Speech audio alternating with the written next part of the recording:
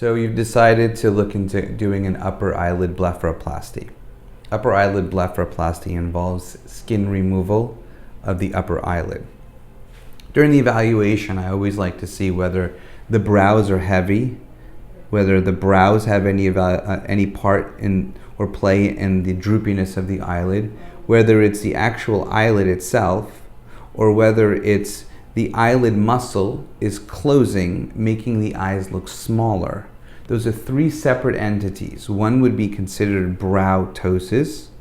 The other one would be considered upper eyelid extra skin. We'll call that dermatochalasis. And then finally, the third option would be ptosis, or slipping of the muscle that opens the eyelid.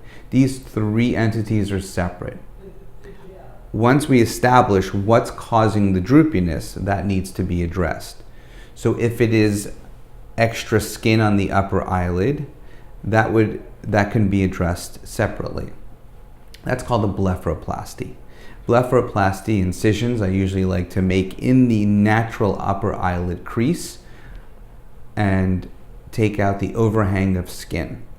Now the question then is involved whether muscle or fat should be taken. Generally speaking, we like to preserve volume in an eyelid to avoid skeletonization of the eyelid, to avoid making the eyelid looking old, worn, or hollow. So if it's not necessary to take muscle or fat, then we avoid taking muscle or fat. Most of the time on the inner corner of the eyelid, there's a puffiness of fat that can be accessed.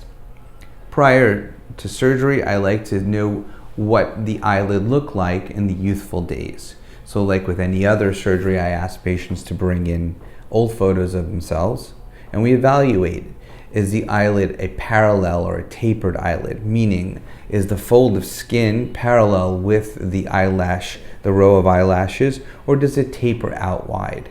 And do we want to recreate that same look? Just refresh it, and that's usually the case.